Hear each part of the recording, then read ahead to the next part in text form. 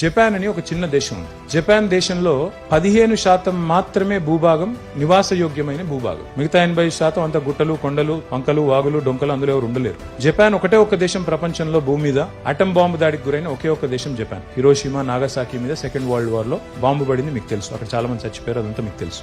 Japan లో ప్రకృతి యోగ్యంగా ప్రకృతి వనరులు లేవు. తాగుదామంటే నీళ్లు కూడా చక్కగా లేవు. వాళ్ళకు పంటలు పండించుకునేందుకు జాగలేదు.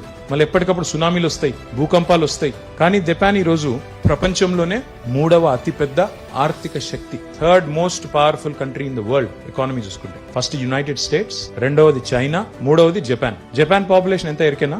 12 కోట్లు. మన పాపులేషన్ ఎంతో ఎరికేనా? మరి వాళ్ళకి సునామీ వచ్చే, భూకంపాలు వచ్చే, వాళ్ళకు నీళ్లు దిక్కు లేకపోయే, భూమి దిక్కు లేకపోయే, బాంబులు పడే. 45లో బాంబులు పడితే ఈ రోజు 2023 సంవత్సరంలో జపాన్ 3వ అతిపెద్ద ఆర్థిక శక్తిగా ఎట్లా ఎదిగింది? ఒకటే ఒక్కటి వాళ్ళు చేసింది, single minded focus on human intellect. వాడు వాడింది, మనం వాడింది ఏంటంటే దేవుడు ఈక్వల్ గా ఇచ్చిన బుర్ర ఏదైతుందో వాడు బాగా వాడిండు, మనం వాడలేదు. తేడా అదే.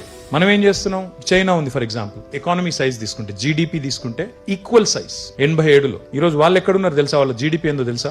18 ట్రిలియన్ల డాలర్లు. మనం ఎంతో ఎరికేనా? 3.34 ట్రిలియన్ డాలర్స్. ఒకటే దగ్గర రేస్ ప్రారంభించిన ఇండియా, చైనా. వాళ్ళేమో 36 ఏళ్లలో మనకంటే 6 రెట్లు ముంగటికి వెళ్ళిపోయినారు, మనం వెనకకే ఉన్నాం. ఎందుకు అంటే మన ప్రయారిటీస్, మన ప్రాధాన్యాలు వేరైపోయినాయి ఈ దేశంలో. ఒకసారి మీరు దయచేసి నేను ఈ మాట అంటున్నాను వేరేలాగా అనుకోకండి. మనం ప్రపంచ స్థాయి ప్రొడక్ట్స్ మీద మనం దృష్టి పెట్టలేదు. చైనానేమో డిసిషన్ తీసుకుంది, నా పోటీ అమెరికాతో, నా పోటీ జపాన్ తో, వాళ్ళతో పోటీ పడతాను, ప్రపంచం గర్వపడే ప్రొడక్ట్స్ తయారు చేస్తానని వాళ్ళు అటు పెట్టుకున్నారు ఓరియంటేషన్. మనం ఏం చేసుకున్నాం? నా పోటీ పాకిస్తాన్ తో, నా పోటీ బంగ్లాదేశ్ తో, నా పోటీ శ్రీలంకతో, నా పోటీ ఆఫ్ఘనిస్తాన్ తో అని చెప్పి ఇక్కడనే వచ్చినాం. ఎందుకు? ప్రాబ్లం ఏంటి?